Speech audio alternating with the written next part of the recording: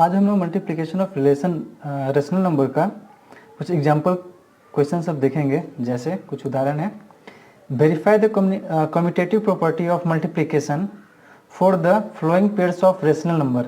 यहाँ पर पेयर्स में रेशनल नंबर दिए हुए हैं, इसमें हम लोग को क्या वेरीफाई करना है, कम्यूटेटिव प्रॉपर्टी जो मल्टीप्लिकेशन में एप्लीकेबल है वो यहाँ पर हो पा रहा है कि नहीं। मतलब अगर ये टर्म और ये टर्म में हम बेसिकली कम्यूटेटिव प्रॉपर्टी वेरीफाई करेंगे। कैसे करते हैं, सबसे पहले इसमें एक LHS लेते हैं जिसमें कि पहला पोजीशन पहले के पास रहता है, दूसरा वाला टर्म दूसरे के पोजीशन पर रहता है। तो LHS लिए 9/14 इंटू -5/7, ठीक है। ये LHS ले लिए। एक RHS लेते हैं जिसमें दूसरा टर्म रहता है पहले के पोजीशन में, यानी कि -5/7 यहाँ रहेगा, और पहला वाला टर्म रहता है दूसरे पोजीशन पे, यानी यहाँ रहेगा 9/14। अब ये दोनों का निकालते हैं मल्टीप्लिकेशन।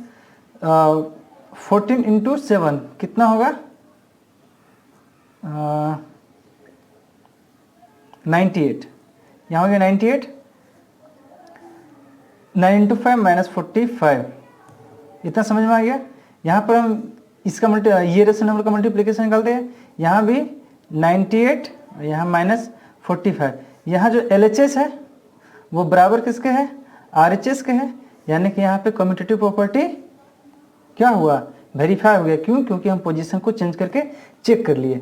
ठीक इसी तरह एक दूसरा सवाल है, जैसे -7 एंड 8/21। ये क्वेश्चन है, इसमें सबसे पहले LHS लेंगे। यहाँ देखो सिर्फ -7 है, जबकि हम लोग पढ़ते कि रेशनल नंबर जो होता है वो P/Q के फॉर्म में होता है।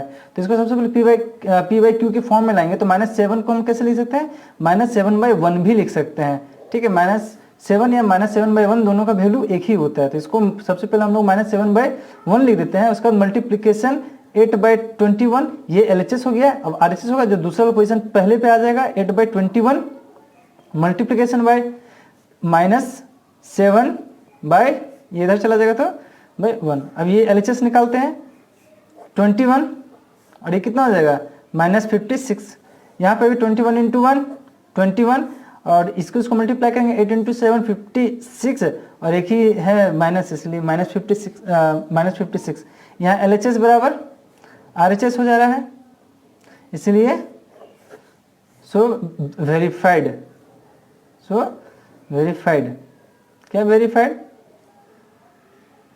सो verified it is,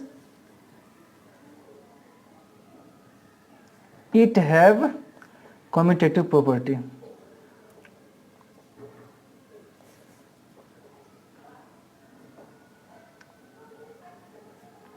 of multiplication।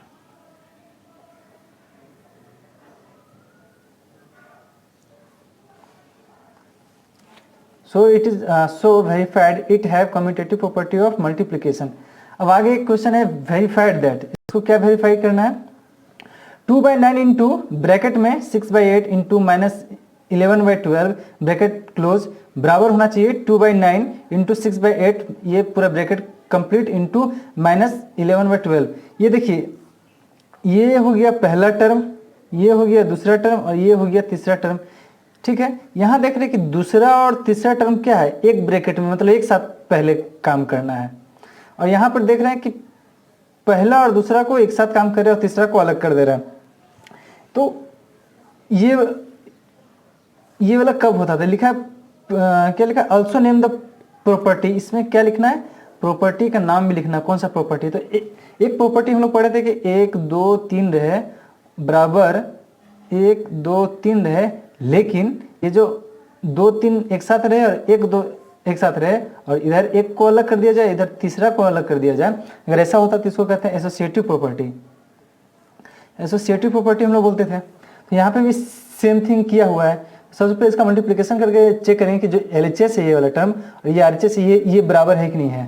तो देख लेते हैं, 2/9 डायरेक्ट करते हैं, इतना लिखते नहीं है, पहले LHS को करते हैं। 9 इंटू 8 इंटू 12, ये एक हो गया, ठीक है। ऊपर में कितना हो जाएगा, 2 इंटू 6 इंटू -11, ठीक है। ये है LHS। तो इसमें हम लोग जो कटने वाला टर्म होता है उसको काट देते हैं, ये इससे कट गया, ये हुआ 4, ये इससे कटा, ये हो गया 2, ये हो गया 3, ये कट गया किससे, इससे कटा, ये हुआ 6।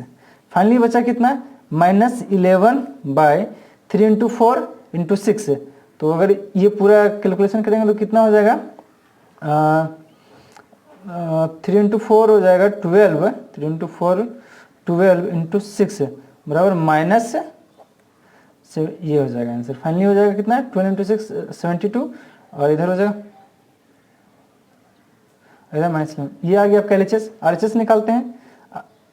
नहीं, इसमें मिस्टेक कर गए, ये मिस्टेक हो गया। क्यों मिस्टेक हो गया, क्योंकि ये वाला टर्म को हमको एक साथ करना था, बाद में ये करना था, हम लोग यहाँ पे नॉर्मल कर दिए, इसलिए ये गलत हो गया प्रोसेस। अब हम लोग सही प्रोसेस से करेंगे। इसमें क्या करना है, 2/9 को अलग रखना है और 6/8 मल्टीप्लीकेशन में -11/12 को एक साथ करना है। करते हैं, 2/9 को अलग रखते हैं और इधर करते हैं, तो इधर हो जाएगा 8 इंटू 12, ऊपर में हो जाएगा 6 इंटू -11।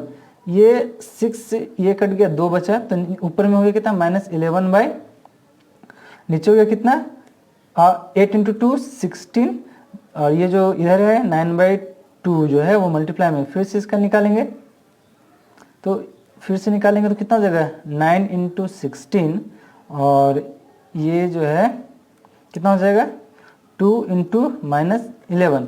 ये देखिए, इससे ये कटेगा, यहाँ कितना हो जाएगा 8। अब कितना हो गया, -11/9 इंटू 8 72, -11/72 आया। आंसर उतना ही आया, -11/72, लेकिन प्रोसेस ये वाला करना था। ठीक है, ये LHS आया -11/72। उसी तरह RHS निकालते हैं। RHS यहीं पे निकालते हैं। ठीक है, RHS कितना है, 2/9 मल्टीप्लीकेशन बाय 6 इंटू 9। इसको पहले हम प्रोसेस करेंगे, फिर ये वाला को बाद में करना है। तो ये दोनों का करते हैं, तो 9 इंटू 8 ऊपर में 2 इंटू 6। ये 2 जो है वो 8 से कटेगा, 4 हो जाएगा, और ये इससे कटेगा तो कितना हो जाएगा, ये 3 हो जाएगा, ये 2 हो जाएगा, 3 से ये गया और 3 से ये गया, और इंटू -11/12। तो यहाँ कितना हो गया, 3 इंटू 4, 3 इंटू 4 कितना होता है, 12 हुआ। ऊपर में कितना बचा, सिर्फ 2 बचा, ये वाला 2 मल्टीप्लीकेशन बाय कितना है, -11/12। डायरेक्ट अभी मल्टीप्लाई करते हैं, तो फिर मल्टीप्लाई बाय नीचे 12 करते हैं, और ऊपर मल्टीप्लाई बाय -11। अब ये 2 इससे कट जाएगा, 6 बचेगा, फिर से देखो 12 इंटू 6 कितना हो गया, यहाँ करते हैं 12 इंटू 6 72, और ये -11 यहाँ रह गया। मतलब RHS भी उतना ही आया और ये LHS आया। यहाँ पे ये दोनों क्या है, बराबर है, इसलिए ये क्या है, एसोसिएटिव प्रॉपर्टी को यहाँ पे देख रहे हैं, दोनों बराबर हो गया, मतलब कि एसोसिएटिव जो प्रॉपर्टी को ये फॉलो कर रहा है। तो ये प्रॉपर्टी का नाम हो गया एसोसिएटिव प्रॉपर्टी, और ये हम लोग प्रूव कर दिए कि दोनों, ये वेरीफाई कर दिए कि दोनों बराबर हैं। ठीक है, इसके आगे वाला हम लोग सवाल को देखेंगे। एक और एग्जाम्पल क्वेश्चन हम लोग देखते हैं कुछ। Find the multiplicative inverse of -6/5 into 8/-3। बहुत अच्छा क्वेश्चन है। ये जो पूरा टर्म है, ये पूरा टर्म का हमको मल्टीप्लिकेटिव इनवर्स पता करना है। बहुत अच्छा चीज़ है। तो सबसे पहले ये दोनों को मल्टीप्लाई करके देख, पहले ये पूरा टर्म को एक रेशनल नंबर में कन्वर्ट करते हैं, तभी इसका मल्टीप्लिकेटिव इनवर्स निकालने में आसानी होगा। तो पहले एक टर्म निकालने के लिए क्या करना है, अगर ये दोनों मल्टीप्लाई में है तो उसको मल्टीप्लाई कर देते हैं। तो -5 इंटू 3 कितना होगा, 5 इंटू -3 कितना हो जाएगा, -15। ऊपर में कितना है, -6 इंटू 8 कितना होगा, -48। ये हो गया, ये दोनों कट जाएगा 3 से कटेगा तो कितना हो जाएगा 5, और ये कटेगा तो कितना होगा, ये हो गया 1, इधर गया इतना 16। तो कितना इसका, और ऊपर भी माइनस नीचे भी माइनस, दोनों कट जाएगा तो क्या हो जाएगा, प्लस हो जाएगा, क्योंकि अगर डिनोमिनेटर और न्यूमरेटर दोनों में अगर सेम रहता है साइन तो वो हो जाता है पॉजिटिव। तो यहाँ पर क्या हो जाएगा 16/5।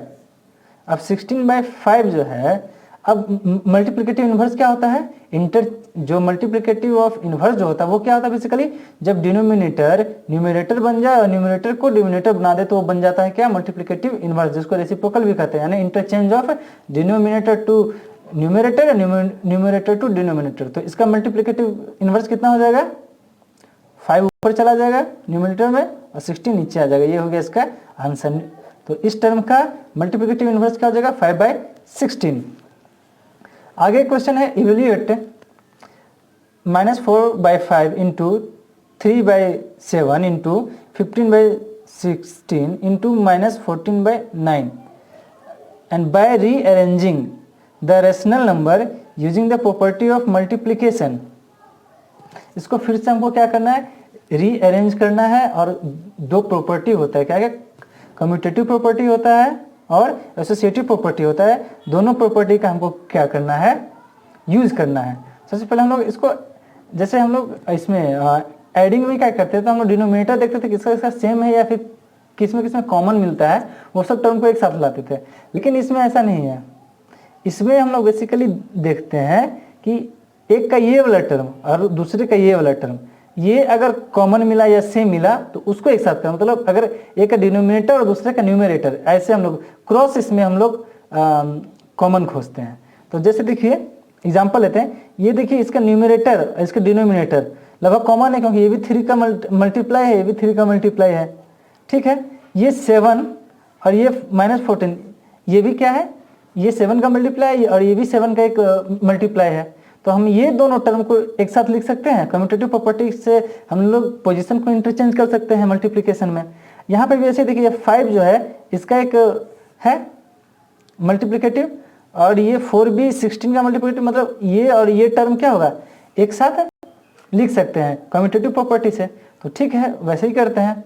तो -4/5 मल्टीप्लाई बाय 5/16 को हम लिख सकते हैं एक साथ।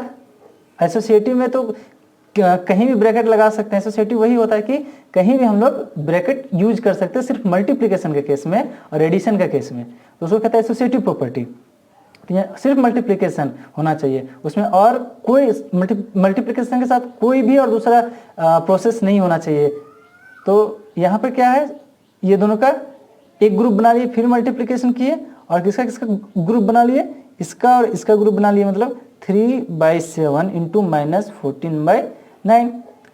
इससे क्यों ऐसा करते हैं, इसमें क्या होता है कि काटने में हमको आसानी होता है, यहाँ 14 होगा, ठीक है। अब ये और ये क्या हो जाता है, कट जाता है, ये कट जाता है। कैसे कटता है वो आगे हम दिखाते हैं कैसे कटेगा।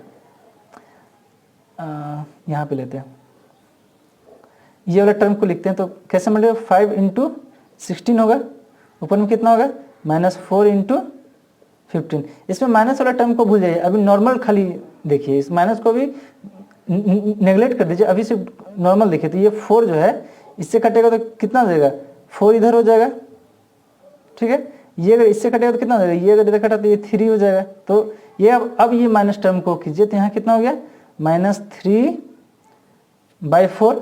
ये हो गया कौन सा टर्म, ये वाला टर्म। मल्टीप्लिकेशन बाय इस टर्म को देखते हैं, मल्टीप्लिकेशन बाय कितना 7 इंटू 9, ऊपर में देखिए 3 इंटू -14।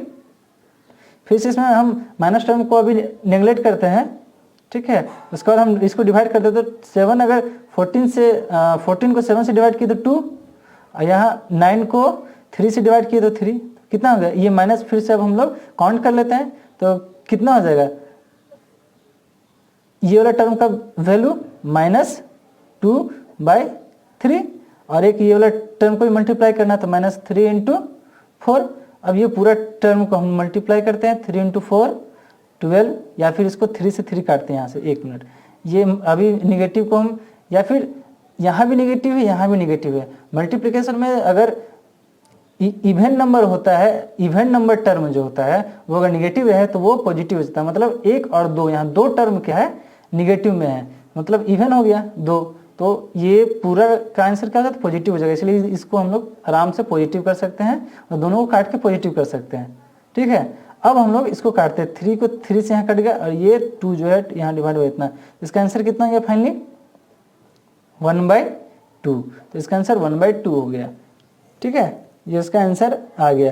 तो रीअरेंज करते समय हम लोग को क्या देखना है कि अगर किसी एक का डिनोमिनेटर दूसरे का न्यूमरेटर में कुछ कॉमन हमको खोजना है, पहला का न्यूमरेटर दूसरा का डिनोमिनेटर या फिर दूसरा का न्यूमरेटर और पहला का ये